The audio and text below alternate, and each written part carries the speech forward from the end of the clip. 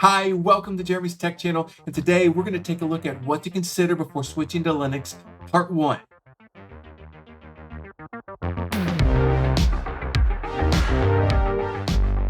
This is Part 1 of a two-part series on what to consider when you want to switch to Linux, what things to consider, how do you know if you're ready, should you be doing it? And sometimes it seems like, oh, of course I know what to do. Obviously, I want to switch because I don't like Windows, or I don't want to have a Mac, or whatever your reasons is, or I think Linux is super cool, or I'm going to be a super cool hacker.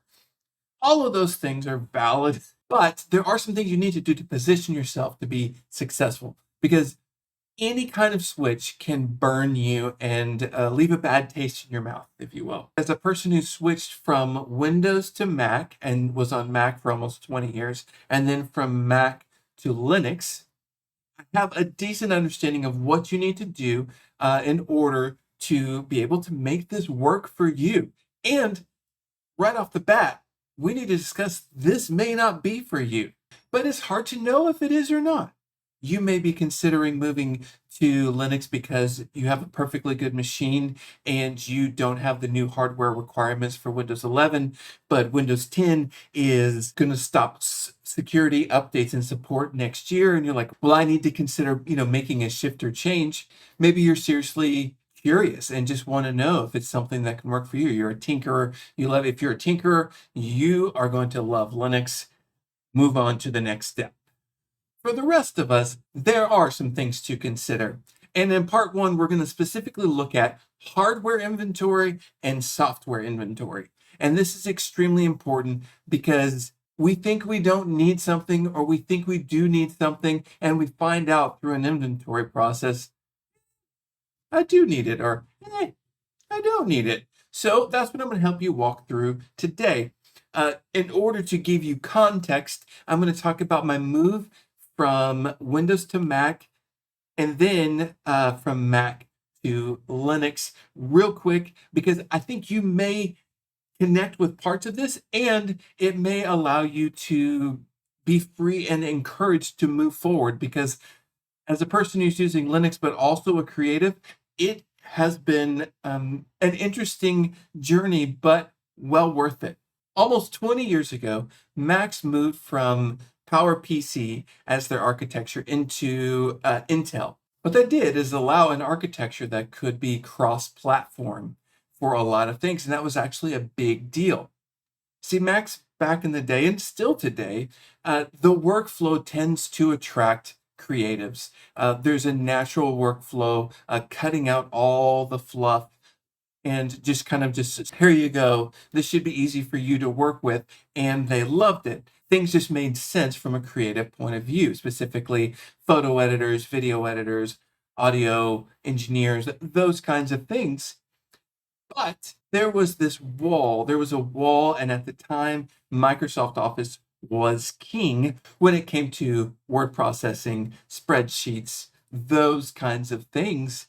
And it was a hard thing to give up at the time. Some of you never experienced this. I'm realizing that you're probably younger than 20, but that was a problem. And when it moved from PowerPC to Intel, I got myself a MacBook Pro, and I held on to that thing for 10 years, and it worked great. And because of that, I was able to have Outlook and Microsoft Word and all of those things you need to open up those files and edit, manipulate those files. But also I'd have Final Cut Pro and started out with GarageBand, right? So it was really a great place there. And even if you had all those things, Apple allowed for dual booting and allowed for you to have the ability to have Windows on a Mac machine for the first time. That was pretty cool. I remember thinking, it doesn't matter. I can choose the hardware and the workflow that's going to work for me. So I moved to Mac, and it was easy. And before that point, I would not have been able to make that transition back then because of the dependence in Office settings and work settings with Microsoft Office. Now move ahead 20 years, and in between there, I was fixing computers, working in IT, loading in Linux, learning it for the first time. thinking it wasn't ready for me yet, and moved to today. The reason why I didn't feel like it would work for me back then was a couple of hardware things. It sounds silly today, but printers was one of those things, and some software for video editing that just didn't work for me at the time and the workflow that I had. I was very much into the Final Cut Pro workflow, and that was important for me at the time. But now I went through that software and hardware audit and realized, hey, DaVinci Resolve is going to handle my video editing needs. Bitwig Studio is going to handle my digital audio workstation. I'm going to be able to use Microsoft Online for a couple of clients that specifically used Teams and some of those things. And I can use Canva and GIMP and combine the two and give myself a really good professional photography solution as far as editing images. And so for me, that worked great. You may feel similar, but practically thinking, there are going to be a couple of things that we need to walk through, and that's your inventory. We've got to go through and see what your hardware is like. And here's how you get yourself your hardware inventory. You may realize that, oh, I've got that one audio interface that I use, or that printer that I use 2 times a year, to print out my tax information or my W-2 or whatever it is, right? So those kinds of things have to be a part of your hardware inventory. Your headphones, your camera, your SSD, your keyboard, your mouse, all of those things. And how do I know if those are going to work? Well, you can go through and search the internet and find out if it shows that those things are supported, or you install Linux onto a USB drive and you pop it in to your computer and boot up into that live environment to see if things work or not. If that sounded like too much for you, if that sounded like, man, I don't even know what that was or we was talking about, well, I will create a video at some point showing you how to do that. Hopefully by this point you can have it. But if that didn't make sense to you, then maybe Linux isn't ready for you yet. And if that's the case, that's okay. If you're also trying to save money because buying a new PC is kind of out of the realm of purchasing, you might want to do some research and see if this is something, because this is how you can extend the life of your device. But if you are in a place where you could purchase a new PC and you're interested in Linux, consider purchasing from a laptop or desktop maker that provides Linux out of the box. So you don't have to worry about the hardware requirements for the device, and you get to support manufacturers that provide Linux out of the box. Some of those are System 76, Slimbook, Tux Computers. There are more, but that's something that you should consider if this part seems out of pocket for you. And just be real with yourself. If you're unsure to the point that it made you nervous when you heard USB drive, live environment, boot into it, those kinds of things, don't worry about it. No big deal. Move on with your day. If that got you excited, continue. Let's continue, shall we? And now that we've got the hardware inventory out of the way, a side note with hardware inventory, use a couple of Linux distributions to see if things are seen or not seen, because they may use different Linux kernels. You used a Debian-based system that's extremely stable, but maybe they're using an older kernel, and if you have newer devices, maybe a newer kernel on a different distribution would work better. That's something to see. And if you don't know what that means, don't worry about it. Just try a couple and see if everything works for you. And now that we've got the hardware inventory out of the way, now the hard one comes into play, and that's the software inventory. Software inventory is harder than you think, because there are things that you use regularly that you know you're going to need. There's things that you use regularly that you think you need, but you actually don't. And there's also the things you rarely need that pop up and you realize, oh man, I need that. And you wish you hadn't completely wiped your system. Be real with yourself. You have your have to haves. I have to have this software. You have your nice to haves. Things that are nice to have, but they're not necessary. And things that are not important, but you use them and you like them, you prefer them, but you'd be willing to learn something else. I can't emphasize this enough. Do you really need it? And sometimes you do. I thought I needed Final Cut Pro, but really, I was able to use DaVinci Resolve to be able to do what I need to do. I didn't really need Final Cut Pro, but I did need a professional video editing suite to make things work for me, and that's okay. Maybe you don't actually need an Adobe Cloud license and spending 50 to 90 bucks a month or 30 to 90 bucks a month to make that happen for you. Maybe you do, but you really need to evaluate that and see if the alternatives are going to work for you. Set up something in a file, write it down, however you feel comfortable, Excel spreadsheet or a number spreadsheet or whatever brand of spreadsheet you want to do or whatever word processor you want to use, and say have to have, nice to have, not important, but I prefer it, right? And start putting those software things down. Like, why am I doing this? Because from my perspective, this is worth it because there's so many wonderful things about Linux that some of the things that I thought I needed to have, I decided were worth me moving away from, or something I preferred to have. I got so much more out of it, so it was worth it to me to move on. You kind of have to see where you're at and evaluate that. What I want to do is specifically go through a couple of options of what people tend to say they absolutely have to have. And sometimes you do, and sometimes you don't.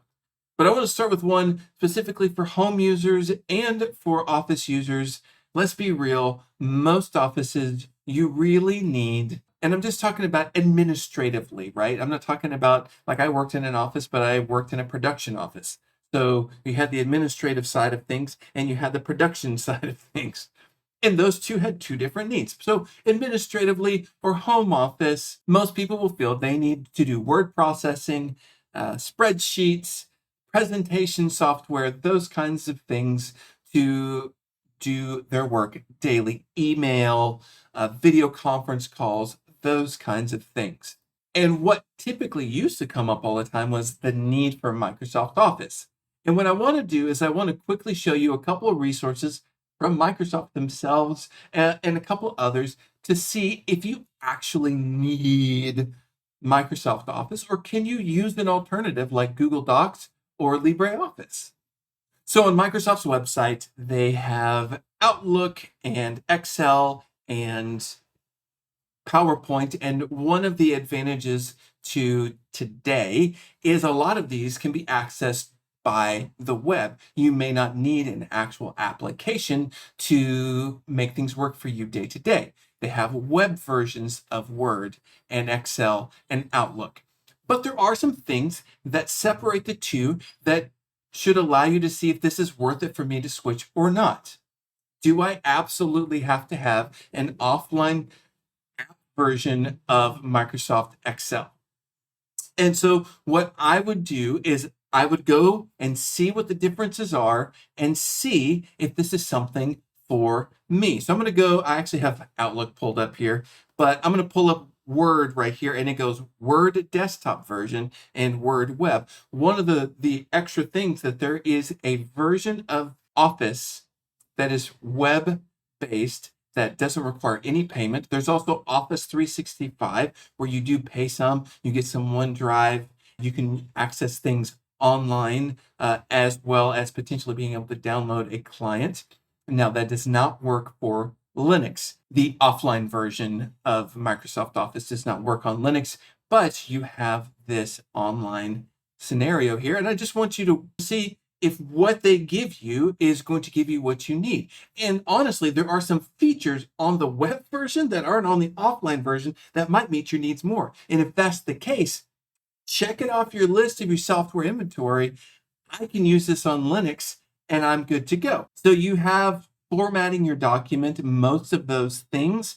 If you need a watermark, you need to watermark your documents. It doesn't work on the web version. If that's something that's important to you, you can't do that on the web version. You might be able to do it on Google Docs. You might be able to do it on LibreOffice. But as far as the web version, not going to be able to do it. You can go through and see here what you can add. a signature line is important for you to have, then you've got that there. But if you look, almost all the functionality is there. So we move over to Outlook. Outlook is something people like to use as an email client. And you have in Linux, you have an alternative like Thunderbird or Bluemail or, umpteen other ways you can handle it. But they do have Outlook, Outlook on the web, and Mail and Calendar, which is available for iOS and Android. We're not going to worry about that, but you can see all these yeses that are the same for Outlook for PC and Outlook on the web.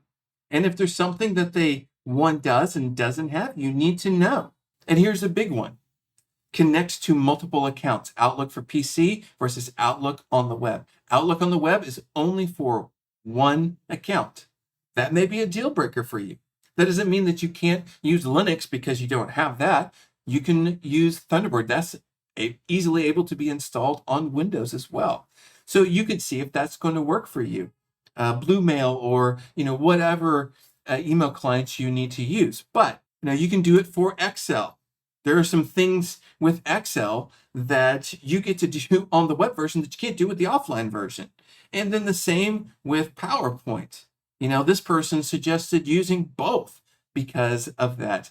But really, in today's world, you could use an online web presentation software like Prezi, and it's killer and looks way better than PowerPoint. So you may choose and decide, I thought I needed PowerPoint, but you know what? I don't need it. I can move to something else and do something even better. I wanted to show you what Outlook looked like. This is a client that I work with, and they used Outlook. It was just easy for me to set up with their collaboration and how they want to communicate with teams. So, hey, it's easy. I've got the panel blurred out for you so you can't read the emails. But as you can see, it looks, and this is the web version, it just looks like it's supposed to look. And I've been personally using, outside of this organization, Google Docs. And I have this set up on my phone, and I like having it. The big problem with web apps is, do you have internet connection? Is that something that you have regularly? And that is going to be, very important. The advantage to having these web apps and OneDrive and Google Docs and Google Drive and Nextcloud and whatever else you use for online storage is you can have it anywhere. The downside is you need a network connection. So you're going to have to process that. And to me, that is the potential Achilles heel in certain parts of the world if you don't have good enough network connection. Another option you can use is something like LibreOffice. They have multiple different office suites that you can use that can open up Excel spreadsheets or Microsoft Word or PDFs or whatever you need. You can see if that's going to work for you. In certain fields, there are more professional options than in others. So for instance, this is a digital audio workstation or DAW called Bitwig Studio, and it works great. I've been using it. It's proprietary. You can use it. You can also use a free and open source DAW called Ardour, or maybe you've heard of Audacity. It depends on how serious you are. If you have to use Pro Tools, guys, this isn't going to work for you. Pro Tools is integrated with certain pieces of hardware, and that is what it is. So if you have to use Pro Tools, Linux may not be for you. Another thing that's pretty great is Studio One by Presonus set out a Linux version. Specifically, they've been beta testing it on Ubuntu. And so you can see that and get that ready to go. Presonus has a lot of hardware. And hey, if you're into that, bam, professional software ready to go for you. Here it seems to be a really big one for, at least in my realm. Do you use the Adobe suite? Do you use Photoshop? Well, I have to have Photoshop. Do you really need Photoshop? Can you use something like Canva? Can you use something like GIMP? Can you combine the two to use something? That's what I do. I use GIMP for certain things, and I use Canva for certain things.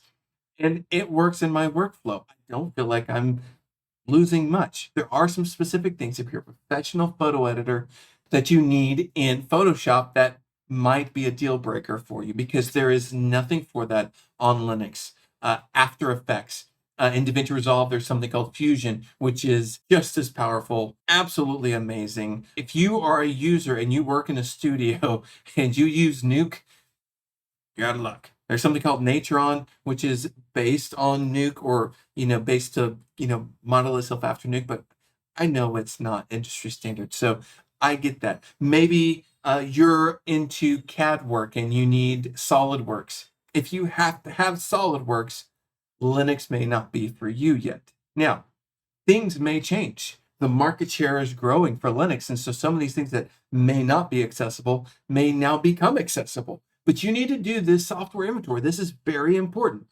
3D modeling, or like I just mentioned with Nuke, but does Blender work for you? It's full featured. It also actually has a video editing feature, by the way. Is it something that you can work with? Is that software a have to have, a nice to have, or something I prefer? And if it's something you prefer, maybe some of these other choices can work for you. And if not, deal breaker, right? 3D printing, right? There are plenty of 3D printing options through Linux, but maybe your 3D printer has proprietary software that will only work on Mac or Windows. So that's something you need to be aware of. All of this is to really take a look and say, do I really need these things? And is there something that can be provided for me? People like to use the term alternatives and that kind of thing. And if you're a person that just has to have the best in everything, and you have to have the Adobe suite, and you have to have Final Cut Pro as well, and you have to have SolidWorks, and you have to have, great, Linux is not for you at this time. That's okay.